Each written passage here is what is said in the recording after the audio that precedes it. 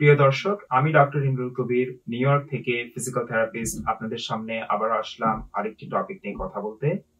আজকে আমাদের টপিক হচ্ছে ভাষা, বিশেষ করে ভাষা জানার, দ্বিতীয় ভাষা জানার যে উপকারিতা এবং কিভাবে আরেকটি ভাষা শেখা সম্ভব। আমাদের এটা ভাষার মাস, আমাদের ভাষা শহীদদের শ্রদ্ধা জানিয়ে আজকের টপিকটা শুরু করছি। প্রিয় দর্শক, পৃথিবীর প্রত্যেকটা যে জনসংখ্যা, সম্পূর্ণ জনসংখ্যার 45% মানুষ দ্বিতীয় ভাষায় কথা বলে বা দুটো ভাষায় কথা বলে। তাদেরকে আমরা ইংলিশে বলি বাইলিঙ্গুয়াল। যারা দুটো ভাষার বেশি ভাষায় কথা বলে তাদেরকে আমরা বলি মাল্টিলিঙ্গুয়াল বা পলিগ্লট। এখন বাংলা ভাষা হচ্ছে পৃথিবীর সপ্তম সবচেয়ে কমন ভাষা, যে ভাষায় মানুষ কথোপকথন করে। বাংলা ভাষায় পৃথিবীতে 26 কোটি মানুষ কথা বলে। নাম্বার 1 যে ল্যাঙ্গুয়েজ, প্রথম যে ভাষাটা সবচেয়ে বেশি মানুষ ব্যবহার করে সেটা হচ্ছে ইংলিশ। তারপরে হচ্ছে চাইনিজ ম্যান্ডারিন, 3 নম্বর হচ্ছে হিন্দি, 4 নম্বর হচ্ছে স্প্যানিশ, 5 নম্বর হচ্ছে ফ্রেঞ্চ, 6 নম্বর হচ্ছে স্ট্যান্ডার্ড আরবিক। যেহেতু আরবিক ভাষার অনেকগুলো ডায়ালেক্টস, আমরা স্ট্যান্ডার্ড আরবিকে ধরি 6 নম্বর ভাষা, এবং সপ্তম ভাষা হচ্ছে বাংলা। দ্বিতীয় ভাষা জানার অনেক উপকারিতা। একটা মানুষ যখন দ্বিতীয় ভাষা জানে তখন সে নিজেকে একটা অন্য মানুষ বা অন্য কালচারের মানুষের মতো করে প্রেজেন্ট করে। এটা অ্যাকচুয়ালি দেখা গেছে রিসার্চে যে ব্রেইনের জন্য অনেক ভালো বা উপকারী। এখন আরেকটা রিসার্চে দেখা গিয়েছে যে যারা দ্বিতীয় ভাষায় কথা বলে এবং দ্বিতীয় ভাষাতে কমিউনিকেট করতে পারে, তারা আমেরিকাতে যারা মনোলিঙ্গুয়াল বা একটা ভাষাভাষীর মানুষদের তুলনায় $1,25,000 বেশি ইনকাম করে তার জীবনে বা 40 বছর কর্মক্ষেত্রে। তার মানে হচ্ছে একটা দ্বিতীয় ভাষা জানলে তার কাজের ডিমান্ড বেশি এবং তার বেতন বেশি। এছাড়াও দ্বিতীয় ভাষা যারা জানে এবং ব্রেইন যখন একটা দ্বিতীয় ভাষা প্রসেস করে তখন ডিমেনশিয়া নামে যে রোগটা আছে সেটা কিন্তু রিসার্চে দেখা গিয়েছে যে পিছায় না। ডিমেনশিয়া যাদের হওয়ার কথা বা যাদের হওয়ার সম্ভব তাদের কিন্তু সময় মতোই হচ্ছে, কিন্তু ডিমেনশিয়ার যে সিমটমস গুলো, লক্ষণগুলো, যেরকম মেমোরি লস এবং কথা বলার যে প্রবলেম গুলো, স্পিচের যে প্রবলেম গুলো, সেগুলো কিন্তু ডিলে হচ্ছে। কতটুকু ডিলে হচ্ছে? রিসার্চ বলে যে 5 বছর পর্যন্ত ডিলে হয়। সো ডিমেনশিয়ার সময় মতো রোগ ধরলেও তার যে সিমটমস গুলো 5 বছর আমরা পেছাতে পারি যখন একটা মানুষ দ্বিতীয় ভাষায় কথা বলে। এছাড়াও রিসার্চে দেখা গিয়েছে ইন্ডিয়াতে 600 রোগীর উপর যাদের স্ট্রোক হয়েছে, ব্রেনের স্ট্রোক, তাদের যে কগনিটিভ এবিলিটি, তার মানে হচ্ছে চিন্তা ভাবনা, জাজমেন্ট, ভাষার যেই কাজগুলো, ব্রেনের যেই ডিসাইড করা, ডিসিশন মেকিং, এই কাজগুলো কিন্তু যারা সেকেন্ড ল্যাঙ্গুয়েজে কথা বলে বা যারা দুটো ভাষায় কথা বলে তাদের ক্ষেত্রে খুব তাড়াতাড়ি ফেরত আসে বা দুগুণ আগে ফেরত আসে কাদের তুলনায় যারা শুধু একটা ভাষায় কথা বলে। এই রিসার্চটা করা হয়েছিল 600 রোগীর উপর যাদের স্ট্রোক হয়েছে, স্ট্রোকের পর যাদের কগনিটিভ এবিলিটি বা এই ব্রেইনের চিন্তা ভাবনা, জাজমেন্টের এবিলিটি নষ্ট হয়ে যায়। এছাড়াও দেখা যায় যে যারা সেকেন্ড ভাষায় কথা বলে, দ্বিতীয় ভাষায় কথা বলে, তাদের ব্রেইন অটোমেটিক্যালি প্রথম ভাষা তাদের যেটা, সেটা অটোমেটিক্যালি উন্নত হতে থাকে।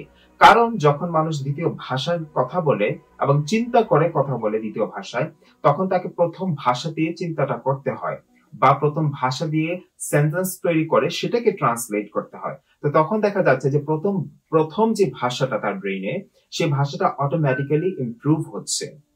তো দেখা যাচ্ছে যে একটা ব্রেইন যখন দুটো ভাষাতে শিফট করছে, যেরকম ফর এক্সাম্পল বাংলা ইংলিশ বা বাংলা আরবিক বা ইংলিশ আরবিক, তখন দেখা যাচ্ছে যে ব্রেইন খুব শার্প হচ্ছে, ব্রেইন তখন মাল্টিটাস্কিং, মাল্টি ফাংশন করা শিখছে এবং সেটা একটা মানুষের জন্য ওভারঅল ব্রেইন ফাংশনে অনেক উপকারিতা আনে। প্রিয় দর্শক, এতক্ষণ আমরা জানলাম যে দ্বিতীয় ভাষা জানার উপকারিতাগুলো কি কি। এখন আমরা জানবো যে কিভাবে দ্বিতীয় ভাষা আপনি শিখতে পারেন। রিসার্চে দেখা গিয়েছে যে বয়স্করা অ্যাকচুয়ালি শিশুদের তুলনায় দ্বিতীয় ভাষা শিখতে আরো বেশি সক্ষম এবং তারা ভালোভাবে কম সময়ে শিখতে পারে। এটা অনেকেরই ভুল ধারণা যে কম বয়সে আমেরিকাতে আসলে, কম বয়সে ইংলিশ শিখলে একটা বাচ্চা খুব তাড়াতাড়ি ইংলিশ শিখতে পারে এবং খুব তাড়াতাড়ি ইংলিশে পারদর্শী হতে পারে, কিন্তু অ্যাকচুয়ালি না। একটা মানুষ যখন প্রাপ্তবয়স্ক সময়েও যদি দ্বিতীয় ভাষা শিখে, সে অ্যাকচুয়ালি তার জীবনের প্রায়র যে এক্সপিরিয়েন্স, আগের যে এক্সপিরিয়েন্স গুলো ভাষা ভিত্তিক, সেটার উপর নির্ভর করে নতুন ভাষাটা আরো সুন্দর করে সহজে শিখতে পারে। এবং সেজন্যই আমি বলবো যে যাদের সুযোগ রয়েছে এবং প্রয়োজন রয়েছে এবং যারা দেশের বাইরে যেতে চাচ্ছেন, এমনকি দেশে থেকেও নিজেকে ডেভেলপ করতে চাচ্ছেন কাজের ক্ষেত্রে, শিক্ষার ক্ষেত্রে, তাদের দ্বিতীয় ভাষা জানাটা এখন খুবই জরুরি। বিশেষ করে এখন গ্লোবালাইজেশনের জন্য বাংলাদেশেও আমরা জানি যে মানুষ ম্যান্ডারিন চাইনিজ ভাষায় কথা বলছে বিজনেসের জন্য, মানুষ ফ্রেঞ্চ ভাষায় কথা বলছে যদি তারা কমিউনিকেট করে এই সমস্ত ভাষা এবং ট্রাভেল করে, এবং অফকোর্স যে আমাদের ইন্টারন্যাশনাল ল্যাঙ্গুয়েজ ইংলিশ ভাষা মানুষ অহরহ শিক্ষা নিচ্ছে। আমরা প্রায় দেখে থাকি স্পোকেন ইংলিশ বিভিন্ন জায়গায় কোর্স দেওয়া হয় এবং মানুষ স্পোকেন ইংলিশ শিখে, কিন্তু এই শিক্ষার বিষয়টাতে আমি কয়েকটা টিপস দেবো আপনাদেরকে যেন আপনাদের শেখা সহজ হয়। টিপ number 1, set language learning goals.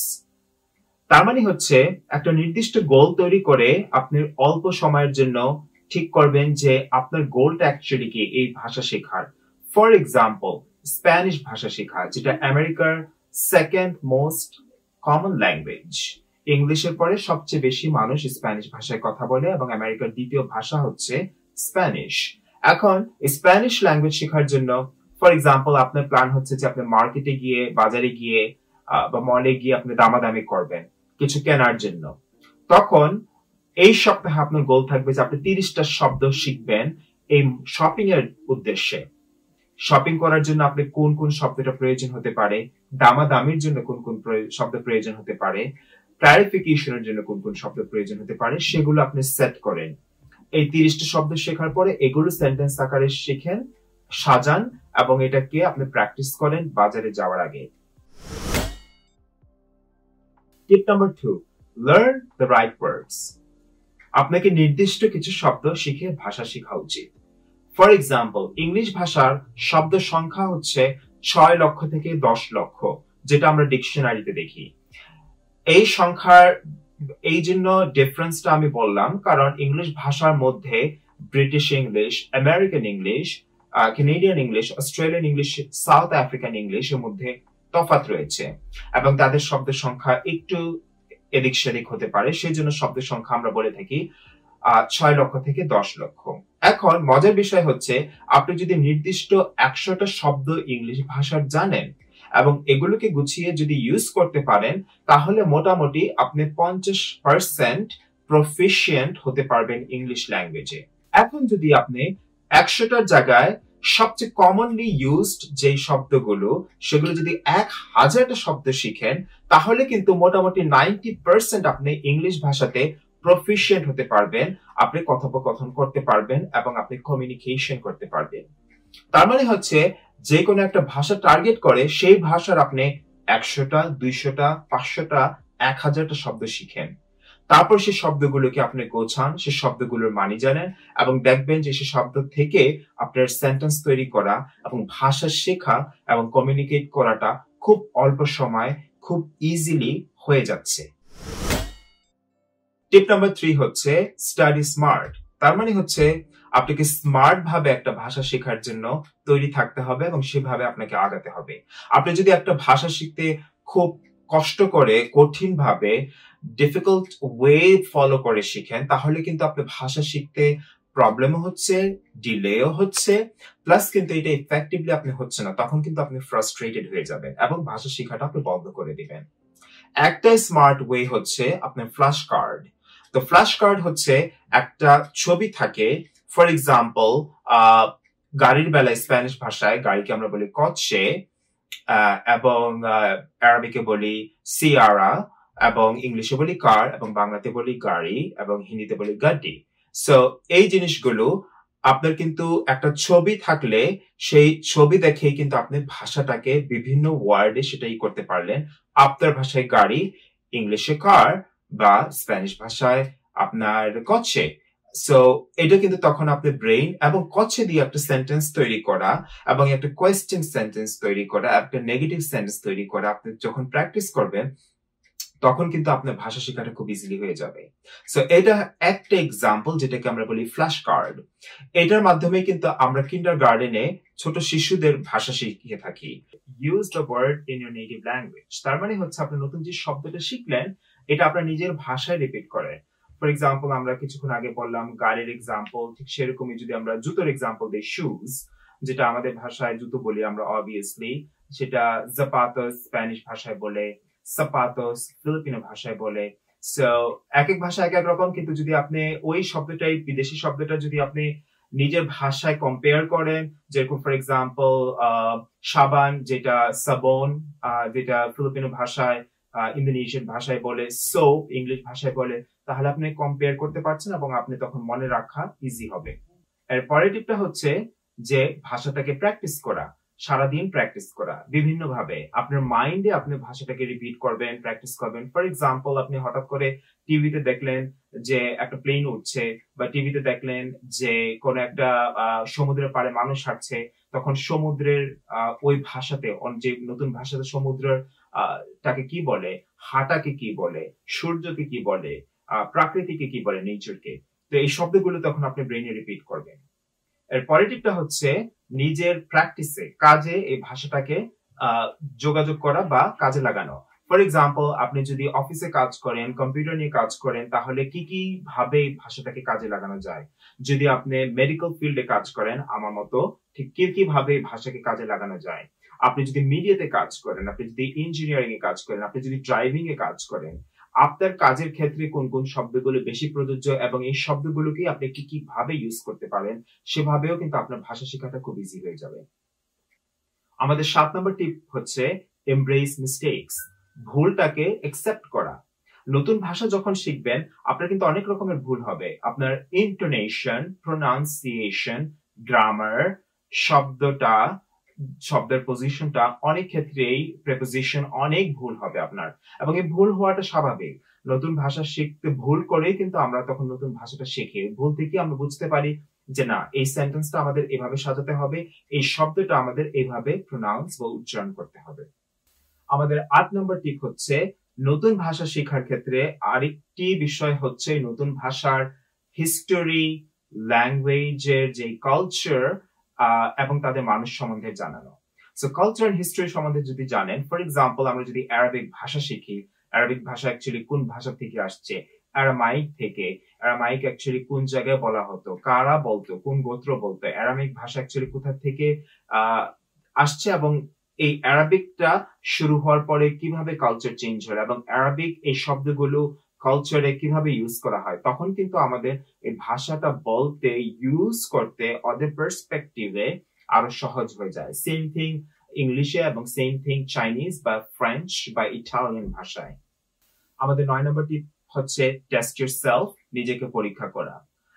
ভাষা শোনার পরে বা একটা ইংলিশের শব্দ শোনার পরে বা সেন্টেন্স শোনার পরে সেটা আপনি ট্রান্সলেট করেন স্প্যানিশ ভাষা এবং চেক করলেন যে আপনি ট্রান্সলেশনটা কি ঠিক হলো কিনা। নিজেকে টেস্ট করলে বুঝতে পারবেন যে আপনি কতটুকু পিছিয়ে আছেন এবং কি কি ক্ষেত্রে আপনাকে আরো জোর দিতে হবে। আমাদের 10 নম্বর টিপ হচ্ছে সবচেয়ে ইম্পর্টেন্ট টিপ, সেটা হচ্ছে হ্যাভ ফান। আপনাকে নতুন ভাষা শেখার ক্ষেত্রে মজা করে কমফোর্টেবলি শিখতে হবে, আপনাকে কিন্তু জোর করা যাবে না। যখন আপনি আনন্দ দিয়ে নতুন কোনো কিছু শিখছেন তখন কিন্তু এই শিক্ষাটা আপনার ব্রেইনে কিন্তু থেকে যায় এবং সেটা কাজে লাগাতেও আপনার কিন্তু আরো বেশি স্বাচ্ছন্দ্য বোধ করেন। তো এটাই সবচেয়ে বেশি ইম্পর্টেন্ট টিপ হচ্ছে হ্যাভ ফান। কারণ আপনার ভুল হবে, আপনার অনেক কষ্ট হবে, কিন্তু যদি আপনি ফান নিয়ে এই জিনিসগুলোকে একসেপ্ট করেন এবং শিখেন এবং কাজে লাগান, দেখবেন যে আপনি খুব তাড়াতাড়ি আপনার নতুন ভাষায় পারদর্শী হয়ে গিয়েছেন। তো দর্শক, আজকে এই পর্যন্তই আমরা শুনলাম, জানলাম যে নতুন একটা ভাষা কিভাবে আমাদের ব্রেইনকে হেলদি ভাবে এফেক্ট করে এবং পজিটিভ ভাবে চেঞ্জ আনে। এছাড়াও একটি ভাষা শেখার টিপস গুলো কি কি, যেটা আমাদেরকে নতুন করে গ্রো করতে পারে, নতুন মানুষ হিসেবে পরিচয় দিতে পারে এবং আমাদের ওয়ার্ল্ডে অন্য কালচার, হিস্টোরি, ল্যাঙ্গুয়েজ, পিপল অনেক কিছুকে শিখতে, জানতে, বুঝতে সহায়তা করে। তো আজকে এই পর্যন্তই। নতুন কোনো টপিক নিয়ে আবারও দেখা হবে আপনাদের সাথে আগামীবার। ভালো থাকুন, সুস্থ থাকুন।